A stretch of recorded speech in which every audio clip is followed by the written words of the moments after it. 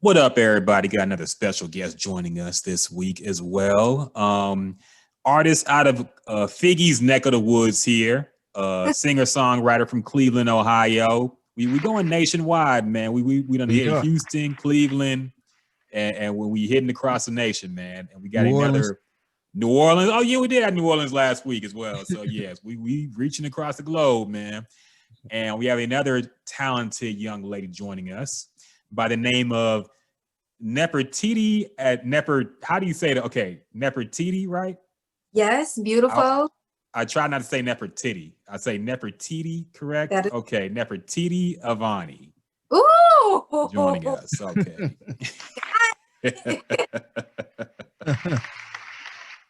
Do people mess up your name pretty often? Oh yes, and it's interesting because my name is famous. Nefertiti was a famous Egyptian queen. So I know you guys seen like the necklace probably before, and you maybe didn't know, but Tupac has Nefertiti tatted on him. And Okay. famous. Who came up with that name? My dad. My dad. Okay. Yep. That's cool. That's cool. That's cool. So it's not an artist name. It's actually your legit. Okay, I like it. I rock with that. I rock with that. I like it. I like those spiritual, holistic names. I appreciate that. So, how did you get into the singing songwriting game out there? Like, how did you start? Decide you want to be an artist, and how did you get started down that path? Well, I always loved music. My family was very musical. My dad, my grandfather, and I wanted to do something that I really enjoy doing for a living, and that I was good at. And so, music just, took its toll. When I was like 9 years old, I started writing songs, and I was like, yeah, this is what I want to do forever. So, professionally, maybe 2012, 2011, dropped my first song, and it went everywhere. Before I knew what I was doing, I just put it on the internet. And next thing I know, it's like in different languages and people was selling it. Like I was like, oh wait, hold on. It was a double-sided coin, because that at that point I knew that I had something, but I was also like, oh, I don't know anything. Let me go find out about the business. Yeah, that's the important part. It really is. So we see you have a little studio set up over there too. So do you actually produce and record yourself, or? Yes. So wow. I produce, I write everything. I record myself. Yeah, I'm in full-fledged. That's dope. That's dope. I like artists that do that. I like artists that have their own setup. They record themselves, because during this pandemic, you seen a lot of artists that was damn near out of business because they couldn't get into a studio. They don't know how to use Pro Tools or any recording type of thing. They don't make their own beats. So it's good to see you doing stuff like that. Yes. I got to. That's how I keep business going. If I had to depend on somebody else's studio, I'd be out of business. Yeah. It's important to be self-sufficient as an artist too, man. Definitely. You don't want to be owing favors to too many people. And I think especially important when you're like a female in the game, because there's a lot of, schemy ass dudes out there who be like, oh, you ain't got to pay for the studio time, girl. You good. Just come through. And you got fucking a bottle of wine and some candles in that bitch too. Like, is this a session or what we doing? Yeah. I know you hip to the guy. Everybody know this dude in Cleveland, but Terry T. Terry T, yeah. Have you heard of Terry T? Yeah, like it was a lot of stories behind that dude. I actually did he was hosting, he would do like ciphers in his basement. Mm-hmm. And oh my God, I killed his basement. And it was like after that, everything came out and it was shut down. I was like, yeah. Oh, you must have got the last of it, because that was the first studio I went to, and he was charging like $40 an hour, which was a little steep because we was broke, but the quality was good. But he was just like scheming on everything, man. He would he was like super strict on the time. He would sit there. He said, as soon as we walk in, that's when the time start. So Oh my like, what the? God. Now, see, I Yeah. know I wouldn't have it, none of that. He invited me to be a part of the cipher, and I came in, I killed it, you know what I'm saying, and I went home. So I don't know. Yeah. And then there were stories of like him. I think he ended up going to jail. I don't know if he's still in jail or not, but he actually went to jail, and they shut like you said, they shut that whole studio down. And I don't know if he was into like the kiddie porn or something like Oh, that. wow. It was something like that. Yeah, this dude was a real creep. Damn. And I remember certain females was like, man, I remember looking on his computer, he had pictures of some girls or something. Like he always had a creep vibe to it. Wow. See, I'm and that's a great way I protect myself out at the house. Mhm. Yeah, you can record 3 in the morning in a robe if you want to. I feel till 6 a.m. Yeah, yeah. Yeah, very important to be self-sufficient, definitely. So you mentioned being in the house. We've all kind of been in the house lately because of the pandemic going on. And we've asked all the artists this basically, like, how are you managing in this COVID environment? Like, have you been able to create as well as you usually do? Or have you been more inspired with everything going on? Or is it kind of affecting you in a negative way? Like, where's your mindset at creatively in this era right now? It's funny because when I went out to Vegas with my guy Teddy Riley, he was like, Oh, wait a minute. You can't just name drop Teddy Riley. Brag. Oh, you got to explain. Oh yeah, no, that's my big brother. So like Teddy is pretty much the one that I'm going to give him the credit for discovering me and putting me on a bigger scale. But when I went out to Vegas with him, I want to say September. Yeah, September. We were just out there and he was talking about, this stuff for us is like our everyday because we're always in the studio working. So it was like, it was no change for us. Like it was no, huge lifestyle change. And, the stuff that we're into, we like, getting into health and herbs and stuff like that. So, it was just our everyday. I didn't see much change. The only thing that was kind of peculiar was like if somebody was coming over for a session, I wouldn't know, like, are you scared of the Rona? Are you not? Like, because I do things to keep my immune system up and keep my body protected from, so me and my family, we don't get sick, all year round. It took us maybe about 2 years to figure it out, crack the code, but after we did, we've been healthy. So yeah. Okay, I'm interested in that part too because I want to know, like, is it more of a juicing thing? Because I feel like there are people who eat healthy and there are people who don't even wear deodorant because they believe that has negative chemicals in it. So where do you stand on the spectrum? Or are you just on the I eat kale sometimes, or I don't put anything unnatural on my body at all? Right. So here's the thing. I'm not extreme right or left. I always believe in staying balanced, staying realistic, but there are certain things that minerals, okay? Not necessarily vitamins, but minerals. When you keep your minerals up in your body and you keep a pretty much alkaline system, meaning if you're gonna eat your bullshit, can I cuss? Yeah, you can cuss. Okay. Yeah. If you're gonna eat your bullshit, make sure you detox, make sure you fast. Take a couple of days and don't eat nothing. Drink some water, take it easy on your system, give yourself time to cleanse, and then you start over. So that's my philosophy. Just kind of staying balanced, staying in the middle, putting the most powerful things known to man in your body. And if you are gonna do some bullshit, make sure you stay on your herbs and you detox it out. Simple. Okay. Are you vegan by any chance?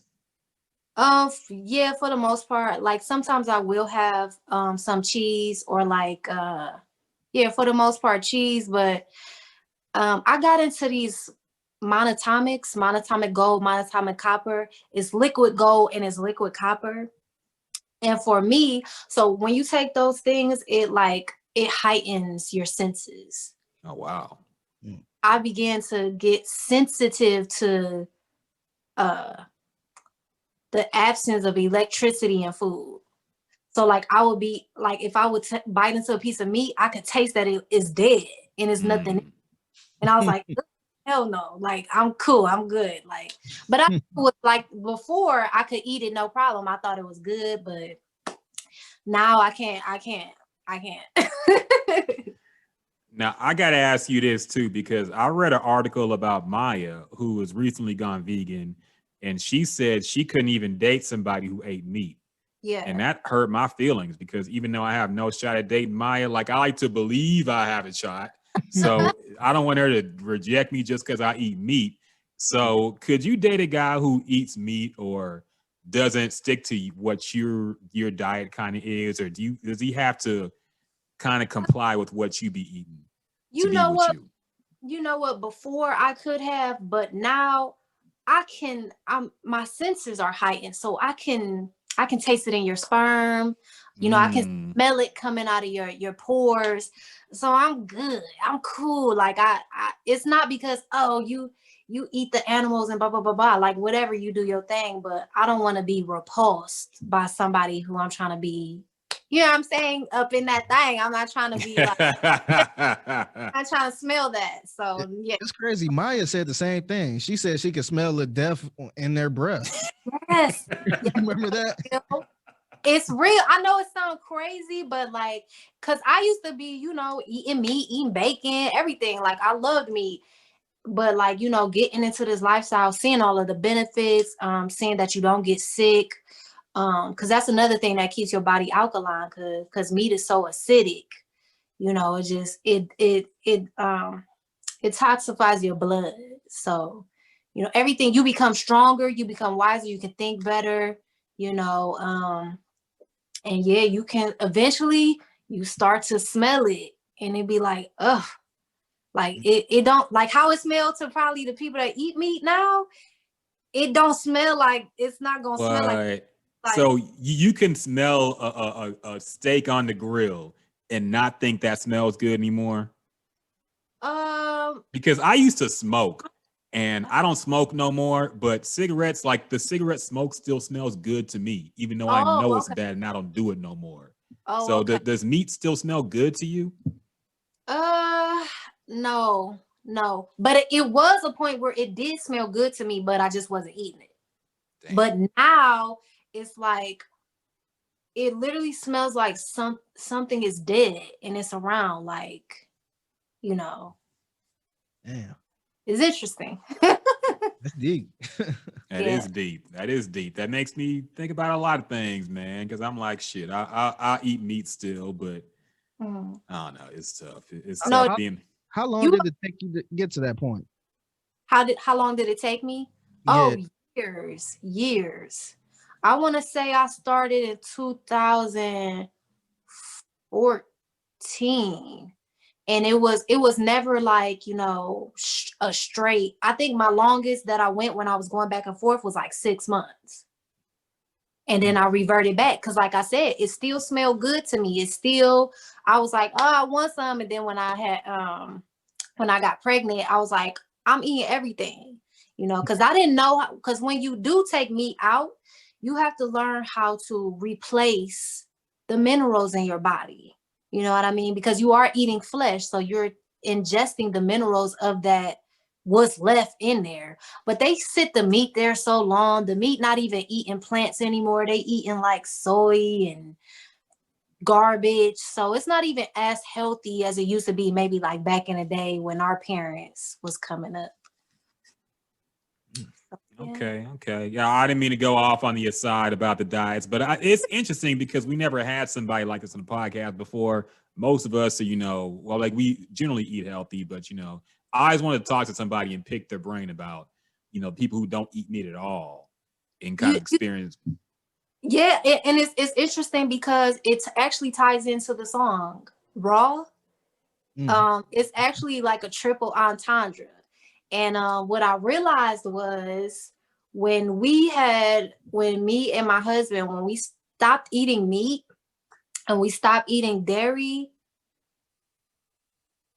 the sex was Oh wow. next level. So okay, explain that. Was it just more energy or what?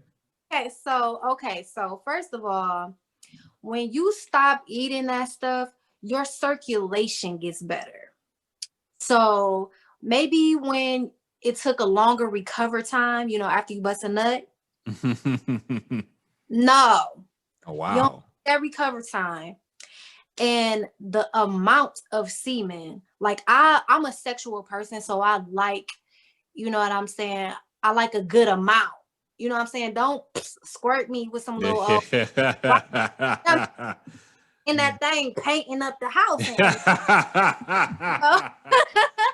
So the amount increases, the how it's able to shoot increases, your vitality, your energy increases, and it's also a spiritual difference too. So it made him way more powerful. And so I was like, okay, we're gonna do this. And that was just from the diet and not even supplements, because I take supplements that make it pretty like what you were talking about. But you're saying this is just from the diet alone? That's interesting. Yeah, just from taking stuff out of your body, you're going to experience a world of difference. It's amazing. And it makes you stay on it. Man, you might have sold me. I ain't gonna lie. You might have, man. But here's the problem, and here's the problem I have is like we meet, especially living in Houston, like you gonna meet a lot of women who be like, I ain't gonna be with a man who don't eat meat, or I ain't gonna be with a man who's on a diet all the time. And that's what makes it tough as a dude trying to stick to shit like that, because we take y'all out to eat and y'all be trying to go not to the plant-based spot. Women be trying to go like eat good, seafood or whatever. So it's tough. It's tough out here for men. I feel it. I feel y'all happy. And not to mention, it's a lot of food places out here. Like it's not as many in Cleveland, but down here, it's like everywhere you look, it's like, ooh, I want to try that place. Ooh, they literally have everything in Houston. It's tough. I feel it, guys. But you know what? The right woman, she is going to see you as a leader. She's gonna see you as somebody who sets an example for her, and she gonna want to follow in your footsteps if you are influential enough. So y'all ain't gotta worry about that. I feel like you on your way. That's why I'm telling you this. I'm just playing a little seed. Like you. I don't know about you. I don't know, maybe. But who you talking to? I can't tell you point at. I'm talking to Brian. I feel like you gonna be on your way. Like eventually, I could see you like in a couple years, at least trying. Maybe like you might do like 2 weeks no meat just to see what it's like. I don't know about you. I tried it a couple times, and one of my life goals is to be vegan. So I do try to eat better. It's some great vegan spots out here too. Yeah. Shout out to Soul Food Vegan. Yeah. Y'all got to get these monatomics. The monatomics is gonna change everything. They expensive, but it's worth it. You got gold in your body. Like, you know what I'm saying? You want that. So the problem with me is I work out a lot and I like to lift weights, and all the people who like, you have to get the protein, and the meat's the easiest, cheapest way to do it. So you got to replace it with like, I don't want to eat beans all day, man. We gotta mix it up a little bit. I gotta find something that's similar to get you the protein gains you need while you lift the weight. So that's what you gotta do. So it's not the protein, it's the amino acid. Okay. So when you think about the meat, what you think them big ass gorillas, they eating bananas and they eating plants. True. You know what I'm saying? A big ass cow, they supposed to be eating grass all day. So what's happening is it's the aminos that you want to get. So instead of looking for a protein, look for your amino. You can find that in wild rice. You can find that in beans. You can find that in nuts, seeds. You know what I'm saying? So different grains like amaranth. The more you get into it, you're gonna find so much stuff that you can get your aminos, and you can, take the meat out. Because the meat, it's gonna create a lot of blood, but it's gonna create toxic blood. You don't want that, because everything makes itself out of your blood. Your muscles, your bones, all of that stuff makes itself out of the blood. So you want that foundation to be strong so that the rest of your body can be strong. So Okay. yeah, I'm gonna give it a shot, but I'm gonna find you if I don't waste away to nothing and my biceps disappear. I'll be like, hey, Nefertiti. no, you're actually gonna be way stronger. You're gonna be like, dang, why this so much easier? But the meat does, like, it stops you and prohibits you in a lot of ways. It makes your blood thicker and harder to move, and you'll see. Okay. I'll give it a shot and I'll let you know how Should to have been writing it down. I made some chicken last night, so I got to finish that first, and then I'll be done with it. Okay, well, finish your chicken. Now, sorry, I know people are listening who are like, "What the fuck are we talking about right now?" You had to pick your brain about that a little bit, but we brought you on because of you are an artist, songwriter, and you did mention Teddy Riley, who you just slid in there, but now we have to know about that. How'd you meet Teddy Riley? How'd you guys link up, and how'd you guys get a working relationship going like that? One of my good friends, that's a producer from here, V1. She goes by, she used to go by Lady Trauma, and she was a producer out of Cleveland who was making like a lot of connections just by her amazing work. And Teddy was one of her connects. She went out to a show, she met him, and I think at a point he was looking for writers, so she introduced me. And he was like, wow, like, who is this girl? Yeah, what she doing? Is she signed? Is she interested? So from there, that's where we started our relationship. And I went out to work on an artist, Justin Timberlake's artist. And we did some records for him. And then I came back so he could meet he wanted to meet my family and everything. So I brought my whole family, and we worked on more records. And then the next time I came out, we actually have a song together. So he's on a song with me doing the talk box. It sounds amazing. I can't wait for everybody to hear it. And he just, been my big brother, through this whole thing. So I'm gracious to be with him because, he raised my ear. The things that I choose when I do music is heavily influenced by Teddy. So yeah, I'm glad to be with him. No, for sure. It's a legend in the game, man. Not everybody gets to work with somebody like that. So that's dope. That's really dope. You guys linked up. Who do you think won the verses though? Him or Babyface? I'm gonna go with my boy Teddy, of course. And here's the thing. A lot of people don't understand this about Teddy because they know Teddy the artist. They don't know all of the music that Teddy is behind. You know what I mean? So Teddy's has a genre. Okay. So when you hear anything that's New Jack Swing, I wanna sex you up, even though Teddy didn't personally produce the song, it's his genre of music. You know what I'm saying? So it's like the whole 90s is sold up with Teddy to me. And so it's just kind of like, you can't really beat that. You know what I mean? I respect Babyface. I love Babyface. He's an incredible producer, incredible writer, but Teddy has a genre. So you can't really, but he's so humble. He's never gonna come like that. So we gotta speak like that for him. That for himself. But yeah, Teddy is incredible. You know what I mean? Yeah.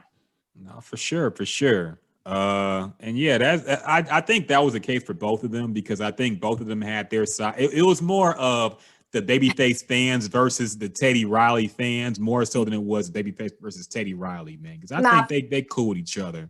Oh yeah, they love each other. Yeah.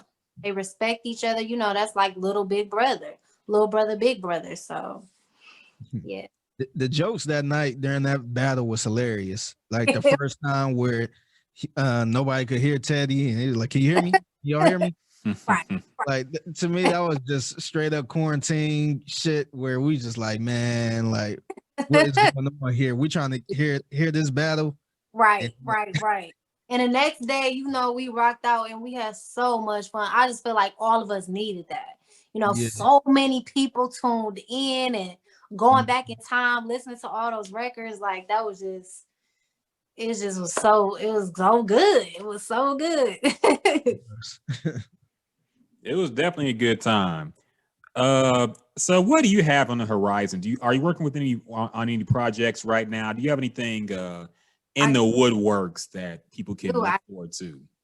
So my project, I have a mixtape coming out. It's a mixtape because it's all samples, except for one, but it's all samples with my guy Michael Martins, the producer, and it's called Oh Okay, and it's dropping November 17th. So that's coming soon. And you know, other than that, you know, I've just been behind the scenes, you know, developing other artists and just continuing to have fun with my music and do me. So I'm pretty sure when this mixtape drop, a lot of stuff gonna change for me. You know, the time I'm able to have, and people gonna want me here and there. But I'm ready. I'm ready. Okay. What's the current state of R&B in the city of Cleveland? I haven't been there since 2016, so I'm not sure how connected you are with other R&B artists there, but what's the current state of it now? I hope it's wonderful. I'm not gonna. I'm a ghost in this town, and it's not because of the town. It's because of me. I'm just always working. Homebody. So I don't really know what's going on like outside of my my world, but I hope it's good. You know, I know a lot of great artists, R&B artists from the city, so I hope they, you know, having fun and doing what they love. How do you feel about the state of R&B period? And because you know, I think people are kind of divided, especially like me. I grew up in the '90s, so I'll always be nostalgic for that kind of sound. Mhm. And I kind of feel like the music ain't as soulful as it used to be, but there's still the underground artists still holding it down, and people who aren't major label signees, but they're still doing their thing. There's always good music to find if you look hard enough. So, how do you feel about the state of R&B? Do you think it's too rap oriented, too sexual, or is it in a good place right now? Well, it depends on where you're looking. You know, it depends on how broad and your horizons are because, you know, I'm listening to SZA, I'm listening to her, I'm listening to Lucky Day, and I'm enjoying myself. These people are amazing, phenomenal artists, and they're keeping the soul or the blues. You know, R&B is rhythm and blues. You know, they're keeping the blues element, that jazz element into the music. I think is beautiful. But if you, a lot of people are they want something to complain about because they bored. They're not doing what they love to do with their Mm-hmm. lives. No, they're looking to criticize others to take the heat off themselves because they don't want to deal with themselves. So they looking for problems, you know. But I say look for solutions. If you look for solutions, if you look for your joy, your happiness, what makes you feel good, you'll find it because it's definitely out there. So yeah. Who are some of your inspirations as far as music outside of Teddy? Yeah, I have so many. Jesus. Uh, and it's funny because I'll go way back, you know, to Ella Fitzgerald because I love blues music. Louis Armstrong, Billie Holiday, and Nat King Cole, and these are like old producers, you know, back from the 20s, back from the 40s. So I've always had kind of like an old soul, you know, and people like Teddy, People like Battle Cat and Jelly Roll, you know, people like Rants from 1500 or Nothing. They keep those magical elements, you know, in the music. People like Brian Alexander Morgan, that's the producer of SWV, Rain, and Weak, all of those wonderful songs that we love. You know, these people really keep that magical element that I love about rhythm and blues, you know, alive. So I got a lot of influence. I'm influenced by Beethoven. I love Beethoven on the classical side, you know. So I love John Mayer. I love Frank Ocean. I love Beyonce. I love Jay-Z. I love a good lyricist. You know what I mean? Tyler the Creator. I'm all over the place. I feel you. It's a good list. Yeah. You mentioned Beyonce. I gotta ask you now: Beyonce or Michael Jackson? Who's bigger? Who's bigger? Yes. That doesn't. I don't do stuff like that. You know, Beyonce is a phenomenal woman. You know, and Michael Jackson is Michael Jackson, and Beyonce is Beyonce. So it's like, I feel you. You don't think in a comparison like that. No, they're their entities. They're their own cosmos, and they're deserving of every gratitude and every praise that we can, because they've entertained us so well. And you know, with entertaining, there's a lot of sacrifice that we don't see that entertainers make to be there for us, to entertain the world, to bring the world to a higher vibration, to a happier state. You know, somebody can come on stage from just hearing one of their loved ones passed away. Somebody can come on stage from just hearing, you know, somebody did them wrong in their relationship, and they put themselves aside. They make the ultimate sacrifice. We make the ultimate sacrifice, putting ourselves aside so that we can be here for y'all. So, you know, I don't like to compare. I think every person that decides to do this is a phenomenal being, you know. I respect it. I mean, it's true. It's true. It's an ongoing debate we've had on this podcast with people. Like, we've had a super Beyonce fan come on and defend it. And we also have super Michael Jackson fans. So we got to ask everybody, like, just see what they stand on it. But I respect it. I respect it. Yeah. So where can the people actually, well, we can ask, but with the people who don't know who you are or haven't heard your music yet, why should they go seek you out? Like, how can you describe your music, and why should people go and check out what you got going on right now? Well, I would say this. I think that we need to put a bigger emphasis on people pursuing what they love to do. A lot of people get so caught up in trying to make ends meet, you know, trying to go with the uniform, go to school, get a job, work for the man, work for yourself. You know, that's what I stand for. That's what I do. It took a long time. It took a lot of sacrifices. I was homeless. I was broke as fuck. I was embarrassed in front of my friends and family. But guess what? Now I'm here. And I want to trade it for the world. So I want people that are looking for that inspiration to believe in themselves and to be so in love with yourself and find what you love to do. You know what I'm saying? To where you would never let somebody else tell you you need to be working for them. No, you work for yourself.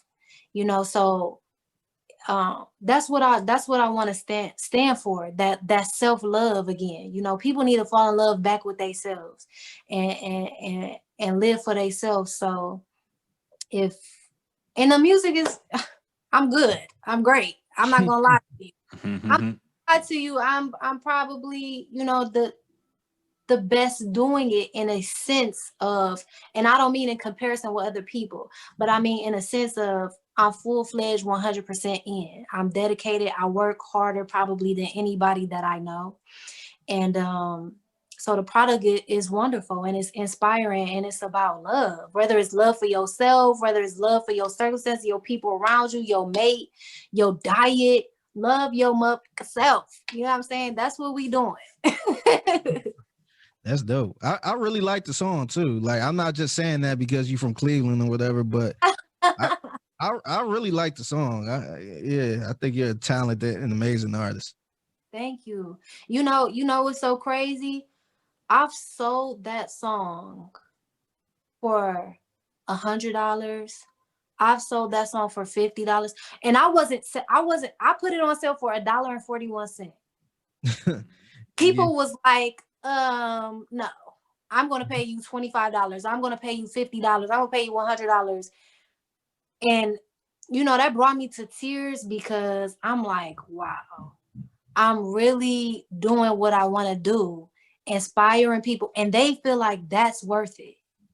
Aside from the music is great, they feel like they're investing into themselves.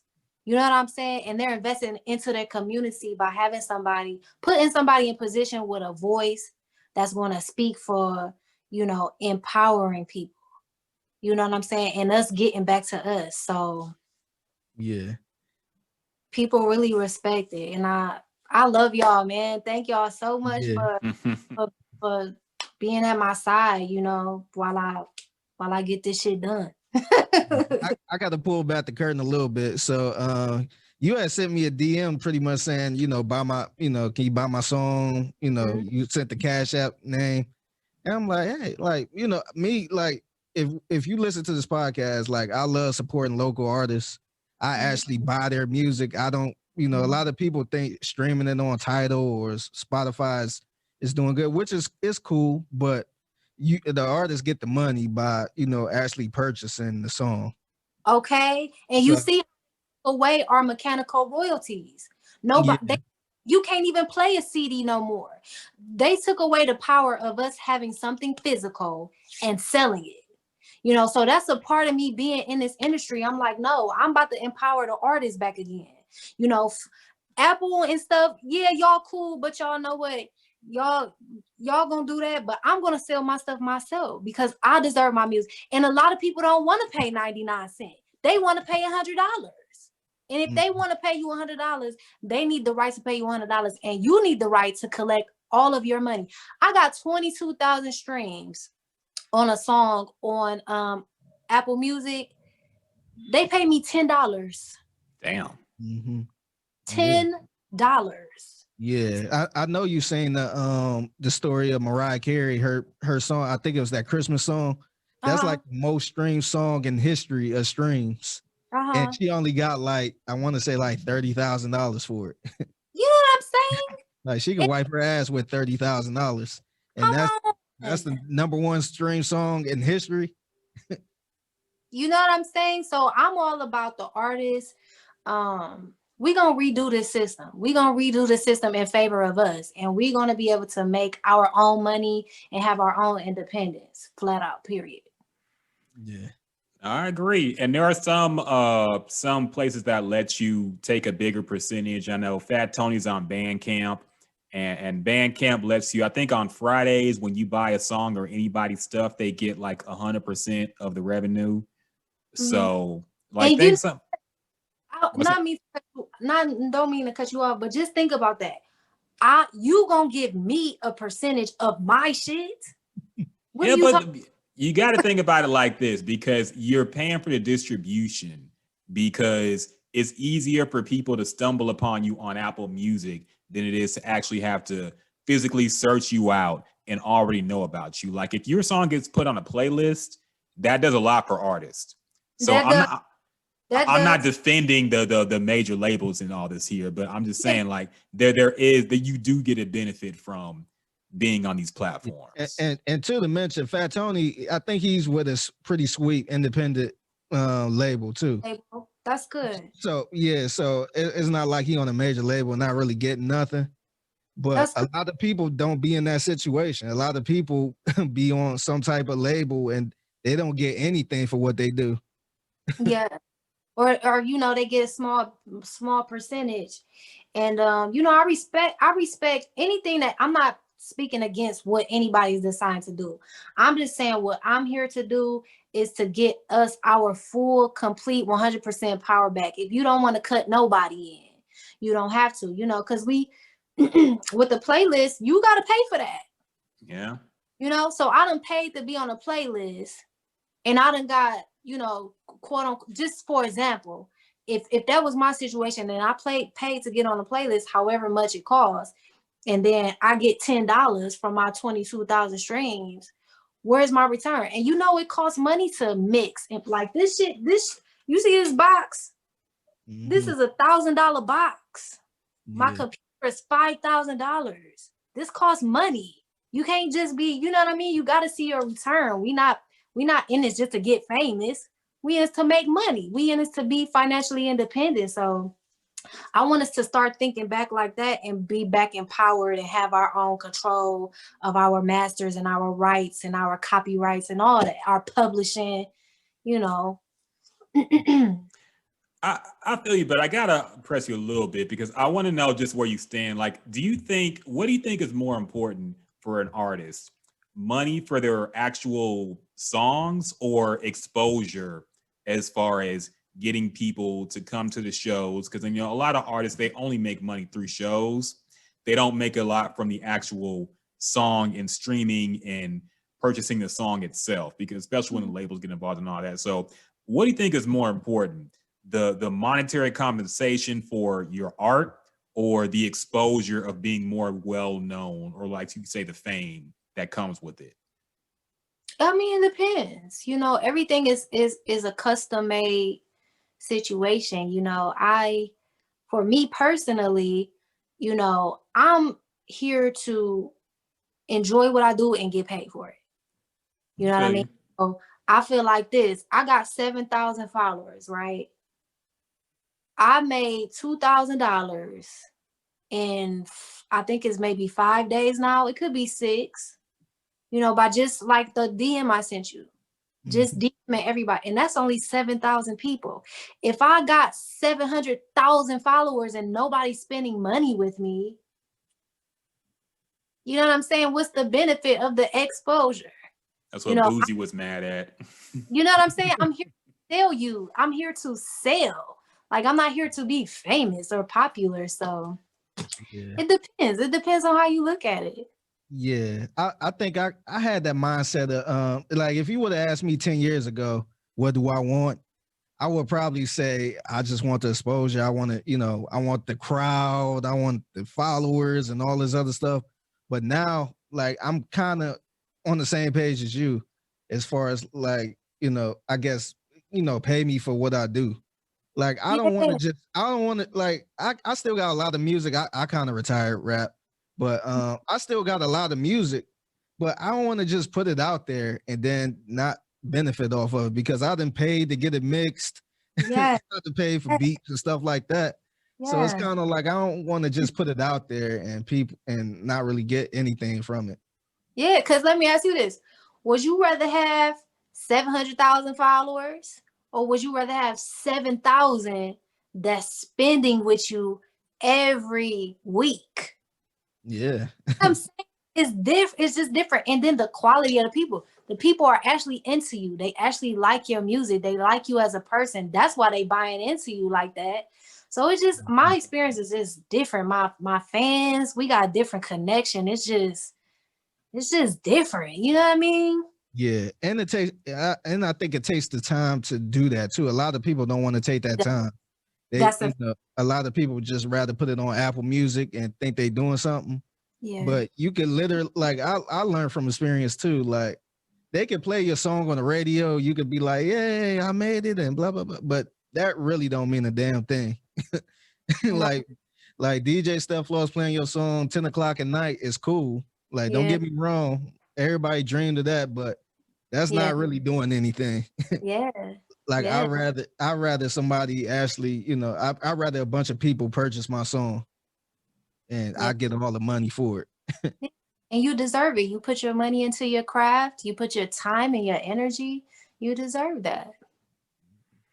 No, I feel you. I stand with y'all. I'm the same way. I'm like what Tupac said. All I want is money. Fuck the fame. I'm a simple man. Yeah. That's how I feel about it too. So yeah, I don't need all the extra shit. But we do have to let the people know, where can they find you on social media if they want to find out more? So I'm everywhere. I'm Facebook, Twitter, Instagram, the same name, Nefertitti, Nefertitti, Avani, Avani. And that's everywhere. I'm probably on about 26, I say about 26 syndicated stations right now for my song Privacy. That's out now everywhere. And Raw, that's a purchase from me. You have to get that from me. You can't get it any other way right now. That's just how we rocking. That's how we doing it. So if you're interested in that, DM me and I will get that for you. Yeah. Okay.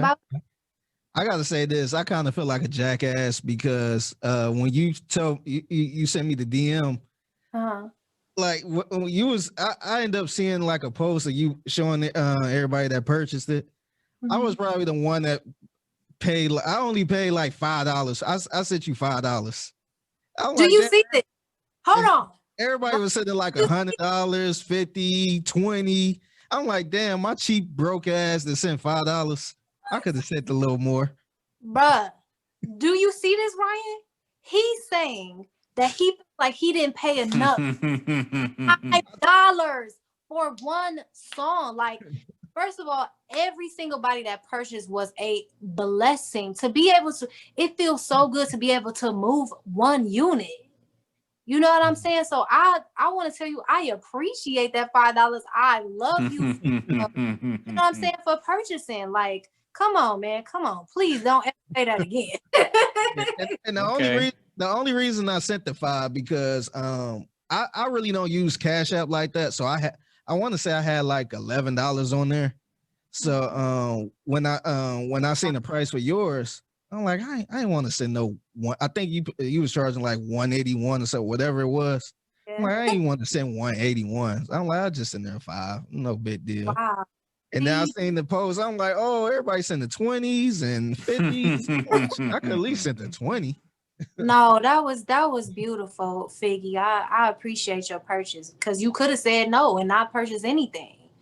You know what I mean? So that was a blessing to move a unit like that. And then when y'all buy extra, people that don't have the money, I'm able to be like, you know, somebody else purchased some extra copies so you can have this for free. Enjoy yourself. Enjoy the music.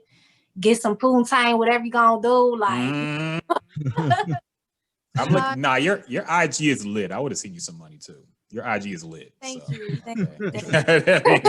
But I would also want some recipes too. I need some vegan. Yes, come see. So I knew it was coming. Yeah. Come on with it. Yes. You sold me. I admit you sold me. So one more question. Do you see yourself releasing your mixtape the same way like this too, or is this going, iTunes or the regular? So what I'm gonna do with the mixtape is, because like I said, I want to restore the mechanical royalty. So I was sitting back and I'm like, how can I make this a physical thing? So what I found was it's like these little keychains, and you can scan. It's like a code on it, and you can scan the keychain, and it'll lead you to the music. So I was like, oh, I can sell the keychain, and the music will be for free. So that's what I'm gonna do for the people that made purchases like you will be privileged before everybody else to go ahead and get your keychain before anybody. Once I hit all of y'all first, then I'll make it available to the rest of the world. And I think the keychains will be numbered. So I think it'll be like 1 out of maybe 200. Okay.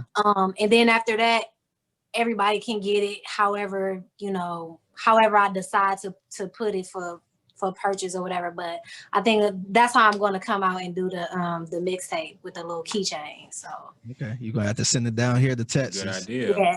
Yeah, for sure. Yep. I'm trying to get everybody information because I got y'all's emails. This is a big plan. It's already okay. Email, so y'all gonna get this email like, hey, blah blah blah. Send your information and your keychain will be on its way. Oh, good idea. Nice merchandise. I like it. Yeah. I like it. I like the forward thinking. So yeah. Yes. Everybody look up Nefertitti Avani. Make sure you check out her music. Make sure you follow her on all social media platforms. Great artist, great personality. I had no idea what to expect going into this interview, but you're actually real fun to talk to. So I don't lie. We started doing these interviews last month, and I gotta say the Cleveland artist been bringing it. You know what I'm saying? Our Shank interview, I don't know if you watched it, but that was like one of the best interviews. We got a lot of comments from that interview. And we barely, I don't even think we talked about his new album that was dropping either. It was like everything else important. Like I'm telling you, you know, hometown, we got amazing people here. So yeah, for sure. Y'all definitely doing the damn thing, man. We gotta talk to our Houston people and have them step up their game too, because y'all killing it out here, man. And that RTN Shank thing was huge too. So really appreciate you making time for us. Great discussion, guys. I'm so glad. Thank you so much for having me.